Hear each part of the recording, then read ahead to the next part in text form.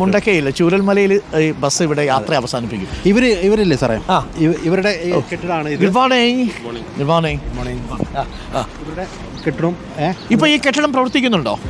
ഒന്നും പ്രവർത്തിക്കുന്നു. മേപ്പാടിയിലോട്ട് മാറി. ഇപ്പം ഇതിന്റെ വാടകയില്ല, ഒന്നുമില്ല, ബേക്കറിയും ഇല്ല. പൂർണ്ണമായിട്ട് ഉപേക്ഷിച്ച അവസ്ഥയിലാണ്. ഒരു വർഷമായിട്ട്. പിന്നെ ഇതിന്റെ ആദായമൊക്കെ എന്താ നിങ്ങൾ ചെയ്യുന്നത്? എന്താ വരുമാനം? വരുമാനം തൽക്കാലം ഒന്നുമില്ല. സർക്കാർ കെട്ടിടത്തിനും പിന്നെ കച്ചവട സ്ഥാപനങ്ങൾക്കും ഇതിപ്പോ ഈ കെട്ടിടം കെട്ടാൻ എത്ര രൂപയായിട്ടുണ്ടാവുമായിരിക്കും കയ്യിൽ നിന്ന്? ഇത് ഫ്രണ്ട് ഇത് 2 കെട്ടായിട്ട് കെട്ടിയതാ. ഫാദർ കെട്ടിയതും പിന്നെ അതിന്റെ ബാക്ക് നമ്മളൊരു 40 ലക്ഷം ബാക്കോട്ട്. ഒരു 40 ലക്ഷം രൂപയെങ്കിലും ചെലവായിട്ടുണ്ട്. അല്ല, ഒരു 40 ലക്ഷത്തിന്റെ ബാക്കോട്ട് കെട്ടിയിട്ടുണ്ട്. കുറച്ച് ബാക്കോട്ട് അതും പോയി. ഇപ്പൊ അടുത്ത് കെട്ടിയത് ഒരു 19 ലക്ഷം രൂപയുടെ നഷ്ടം ഉണ്ടായി. അതൊന്നും സർക്കാരിന് വീട്ടാനും പറ്റിയിട്ടില്ല. അത് പൂർണ്ണമായി പോയി. അതിൽ ജോലിക്കാരുണ്ടായിരുന്നു. ഈ ഫോട്ടോയിൽ തന്നെയാണ് ഒരു 8-10 ആള് നമ്മളെ ബന്ധുക്കളും കൂട്ടം കുടുംബമുണ്ട്. ഇതില് ഞങ്ങളെ അവസ്ഥ ഇന്ന് ഞങ്ങൾ സമരത്തിലേക്ക്, വ്യാപാരികൾ സമരത്തിലേക്കാണ്. ഒരു വർഷമായിട്ട് ഞങ്ങൾ എവിടെ അഡ്രസ് ചെയ്യപ്പെട്ടിട്ടില്ല. വ്യാപാരികൾ കട, നിങ്ങളുടെ തൊഴിൽ വരുമാന മാർഗം ഇത് അഡ്രസ് ചെയ്യപ്പെട്ടു ഒന്നുമില്ല, അഡ്രസ് ചെയ്യപ്പെട്ടിട്ടില്ല.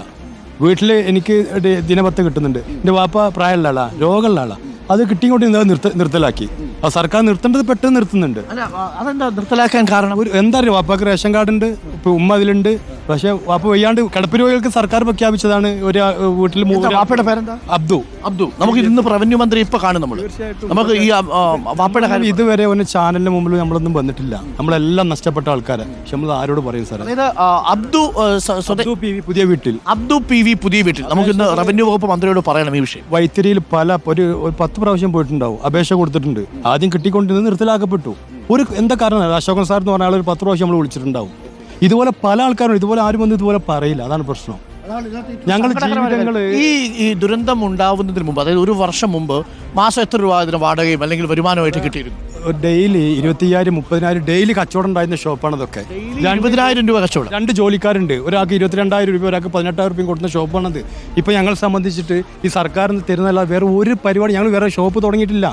ഇന്ന് ഒരു വർഷമായി ഞങ്ങൾ ഇന്ന് സമരത്തിലേക്ക് വ്യാപാരികൾ എത്തി തുടങ്ങും. ഇന്ന് ഒരു വർഷമായി ഞങ്ങൾ സമരത്തിലേക്കാണ്. ഇവരുടെ ശബ്ദം യഥാർത്ഥത്തിൽ സർക്കാർ കേൾക്കേണ്ടതാണ്.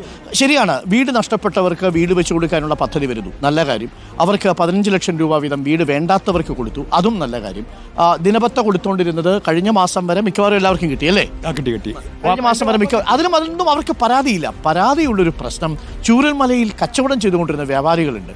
അവരുടെ ഈ 50 ലക്ഷം വരുന്ന കെട്ടിടം, 10-15-20 ലക്ഷം രൂപ വരുന്ന മറ്റൊരു കെട്ടിടം, ഇതെല്ലാം നഷ്ടപ്പെട്ടു. അതിന് നഷ്ടപരിഹാരം കിട്ടിയില്ല എന്ന് മാത്രവുമല്ല, അവരുടെ ഉപജീവന മാർഗം നഷ്ടപ്പെട്ടു. ഇതാണ് ഏറ്റവും ആശങ്കപ്പെടുത്തുന്ന കാര്യം.